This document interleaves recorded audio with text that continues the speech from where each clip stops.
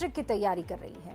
कुछ दिन पहले ही सीएम योगी आदित्यनाथ ने ये कहा था कि ये चुनाव 80 बनाम 20 का है।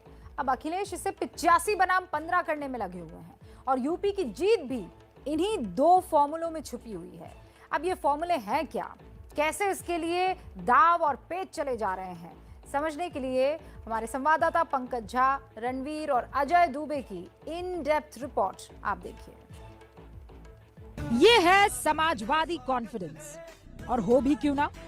चुनाव के चरम पर सरकार के 2 मंत्री और 6 विधायकों को अपने मंच पर देखकर किसी भी विपक्षी पार्टी का कॉन्फिडेंस आसमान पर तो चला ही जाएगा। ये कॉन्फिडेंस इसलिए भी है क्योंकि अखिलेश को लगता है कि उन्हें जीत का तिलस्मी दरवाजा खोलने का मंत्र मिल गया है, और उस मंत्र का मंत्रोच्चार भी आज मंच पर जमकर हुआ। वो जानते होंगे कि लगातार विकेट गिर रहे थे उधर पर।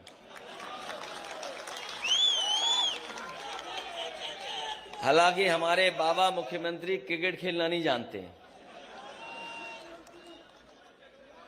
अगर वो क्रिकेट भी जानते होते अब तो उनसे कैच छूट गया।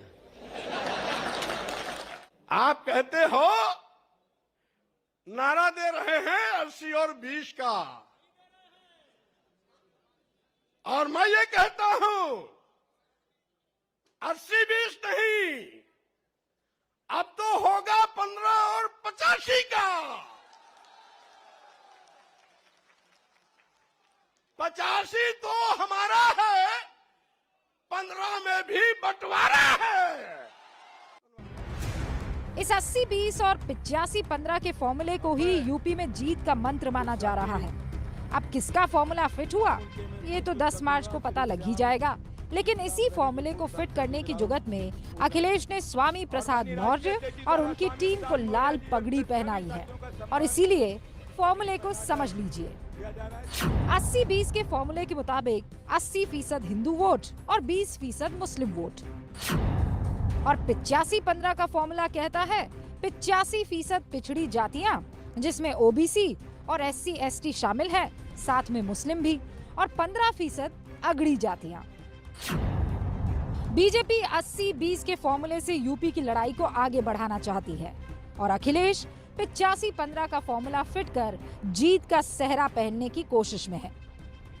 ये चुनाव 80 बनाम 20 का होगा।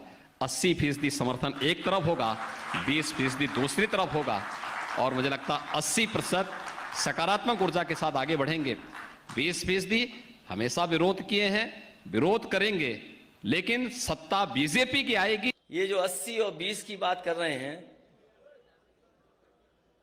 80% लोग तो समाजवादी पार्टी के साथ समर्थन में खड़े ही हो गए थे, और जिन जिन लोगों ने आज मंच को देखा होगा, इस मैदान को देखा होगा, और स्वामी प्रसाद मौर्य जी की बात सुनी होगी, 20% भी उनके खिलाफ हो गए होंगे। तो अब भारतीय जनता पार्टी का सफाया होना तय है।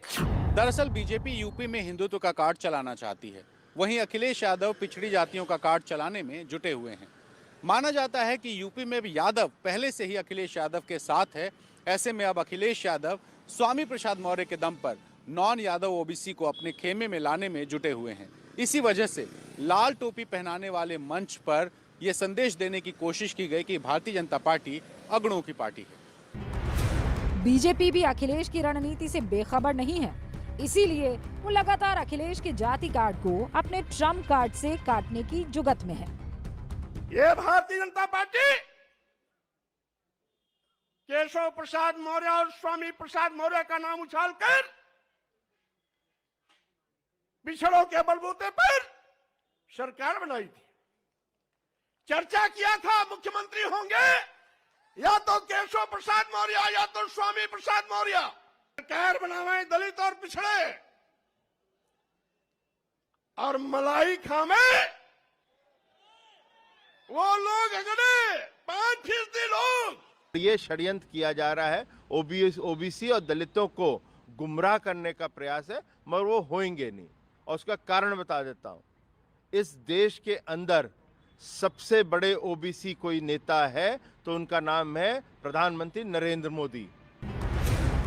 हालांकि अखिलेश और स्वामी की डील पुरानी थी, लेकिन अब जब इससे पर्दा पूरी तरह उठ गया है, अखिलेश का कॉन्फिडेंस भी 7वें आसमान पर है। स्वामी प्रसाद मौर्य जी का बहुत बहुत धन्यवाद दूंगा कि जिस तरह वो चल देते हैं सरकार उन्हीं की बन जाती है। सरकार के लोगों को पहले ही पता लग गया था कि यहाँ पर स्वामी प्रसाद मौर्य जी के साथ बड़ी संख्या में लोग आ रहे होंगे। हमारे मुख्यमंत्री पहले ही गोरखपुर चले गए। वो 11 तारीख की टिकट थी, लेकिन आप लोगों के आ जाने से आज ही वो गोरखपुर चले गए। ये जो उत्तर प्रदेश के बाबा मुख्यमंत्री हैं फेल हो चुके हैं।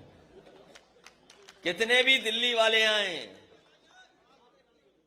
अब ये पास होने वाले नहीं है। योगी सरकार के मंत्री और विधायकों को अपने साथ लाने के बाद अखिलेश खुद को सत्ता की कुर्सी के बेहद नजदीक मान रहे हैं, लेकिन ये भी सच है कि सियासत में नेता अपना नफा नुकसान तौल कर ही फैसला लेते हैं।